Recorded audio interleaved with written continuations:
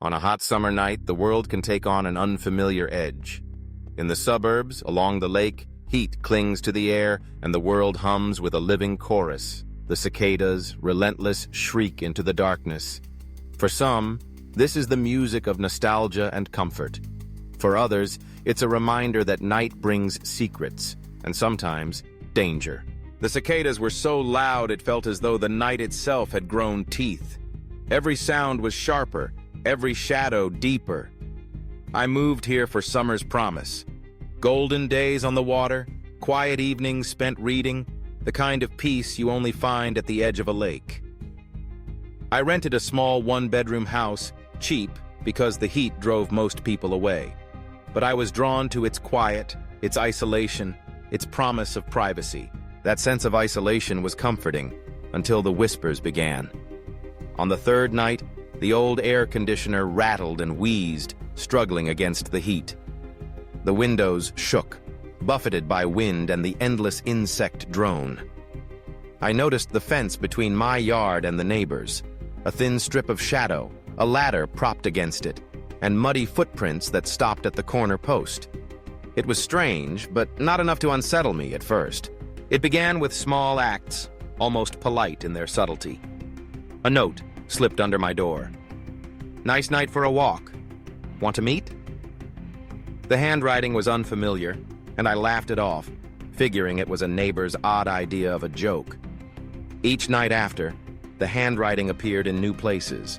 On the bathroom mirror, on a sticky note on the fridge, even inside the trash can lid. Each note was a gentle intrusion, a reminder that someone was watching, someone close enough to know my habits. Then the noises changed. At 2 a.m., tapping against the exterior wall woke me from a fitful sleep. The soft whine of a bicycle spoke echoed outside the window. The lightest steps paced along the fence line, as if someone were circling the boundary between safety and threat. I installed a camera doorbell, hoping for reassurance. The footage showed little at first, just a silhouette, pausing near the fence, then melting back into darkness. I began to share my unease. A neighbor checked in, then a friend, then a local retiree who carried a flashlight and a story about the one who watches from the shadows. We all started comparing notes. The same windows lit at the same time, the same footprints after rain, the same scent of pine and damp earth lingering in the air. The community became a nervous network, each member watching for patterns, each hoping for answers. When I finally called the police, I showed them the footage and described the strange incidents. Their search turned up a hidden gate latch and a map of my yard, marked with careful lines. Routes to doorways I hadn't even noticed before. The stalker's identity faded in importance. It was the pattern, the method, that mattered. After the restraining order was filed, the pattern broke. The nights grew quieter, but only in some ways. The cicadas still screamed, their chorus unchanged. I began to sleep with a light on, a camera recording, and a promise to myself. I would keep my boundaries intact. If you find yourself in a situation like this, document everything. Save notes, mark times, take photos and video. Talk to someone you trust and build a safety plan. Install cameras, alert neighbors, and never hesitate to contact authorities if you feel unsafe. Seek out local victim services for support. Your safety is worth every precaution. But summer is not just about lakeside isolation. Sometimes the threat wears a different mask, one of community, celebration, and the glow of festival lanterns. In a small coastal town, the heatwave brought more than humidity. It brought a kind of buzzing energy, a momentum that swept through the streets. Lanterns lined every avenue for the summer festival. They cast soft light, painting every surface with flickering warmth. But for me, those lights felt like targets. I had moved to the coast for a fresh start. After the end of a relationship, I wanted the comfort of the town's summer rhythm. Docks creaking in the night, gulls calling, the tang of salt and fried food at every turn. It should have felt safe, soothing. Instead, one night I found a lantern on my doorstep with a note inside. "We're watching." The next night brought another note, in a different color, left in a different place. The notes escalated. A bottle with a message floated in the canal. A friend's name appeared on a silhouette carved into the sand at the beach. Whoever was behind it wasn't acting alone. It felt like a network, a shadowy group who knew my routines and my fragile new life. I began documenting every event, the date, the time, the exact words used in each note. I installed more cameras, tightened privacy settings on my social media. The person behind the notes blurred the lines between online and real-world harassment. A message on a dating app, an odd call from a neighbor, a late-night knock on the door with a mismatched caller ID. As I dug deeper, the investigation connected the online traces to a single person, someone with a motive rooted in my past. The police filed a protective order, and the town's security team installed brighter lights along the causeway and more cameras at the marina. Eventually, a surveillance team spotted a figure moving through the dunes toward my apartment building. The guard on night shift flagged it, and the figure retreated when approached. The notices stopped after that. I began to rebuild my sense of safety, one step at a time. It wasn't about erasing fear. It was about learning to treat fear as a signal.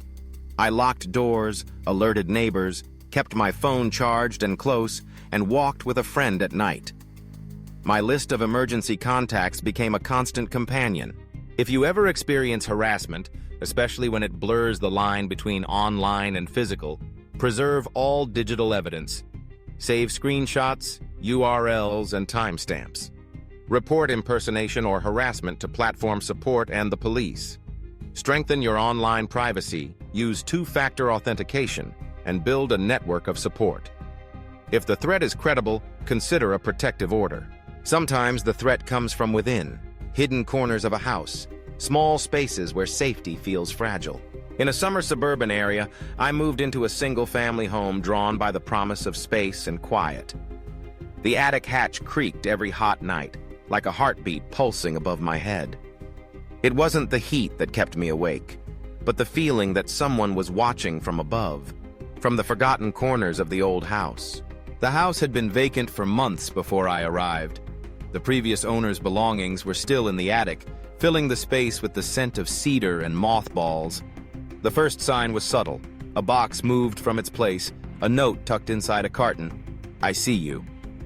I dismissed it as a prank until the basement door rattled at 3 a.m. The noises became bolder. Faint tapping in the ceiling above my bed, a whisper that drifted down the staircase when the house settled. I placed a quiet camera in the hall and checked the feed before sleep.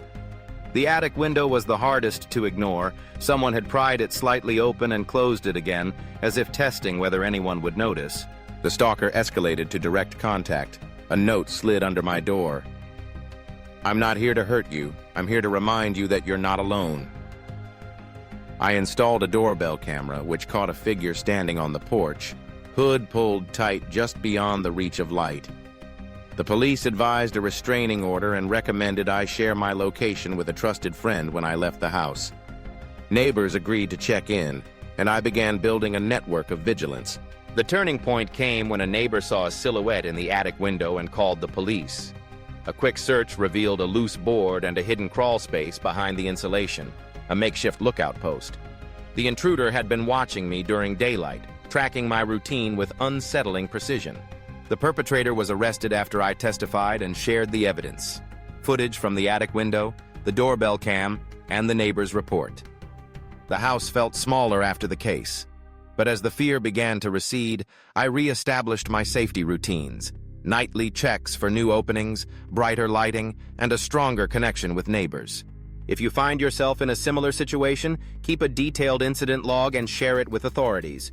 Strengthen your home security, cameras, lighting, door and window sensors. Build a safety plan with those around you, neighbors, coworkers, friends. Consider a restraining order and seek legal protection when threats become real. There is a common thread running through these stories, an undercurrent of unease that sometimes surfaces in the places we expect to feel safest. Whether it's the relentless noise of cicadas masking footsteps at the fence, the soft lantern glow concealing the gaze of a watcher, or the hidden corners of an attic offering refuge to an intruder, danger can lurk where we least expect it. The lesson is not merely to be afraid, but to be vigilant. Document everything, whether it's a note on your door or a message on your phone. Build a network, neighbors, friends, family, who will check in, share information, and support you. Do not hesitate to involve the authorities if you feel unsafe. Your safety is worth every effort. Strengthen your boundaries. Install cameras, improve lighting, secure doors and windows. Use technology to your advantage. Two-factor authentication, privacy settings, emergency contacts. Treat every signal, every strange note, every odd sound as an opportunity to reinforce your safety, not as a reason to surrender to fear. If you've experienced something similar or you have a story to share, remember you're not alone. There are resources, local victim services, community networks, law enforcement, ready to help. Prioritize your safety. Reach out, document, communicate, and take action. And as the cicadas scream into the night, as lanterns glow along the causeway, as attic windows reflect the moon, remember, vigilance is your best defense. The world is full of noise, and sometimes that noise bears teeth. But with preparation, support, and care, you can reclaim your quiet and your peace.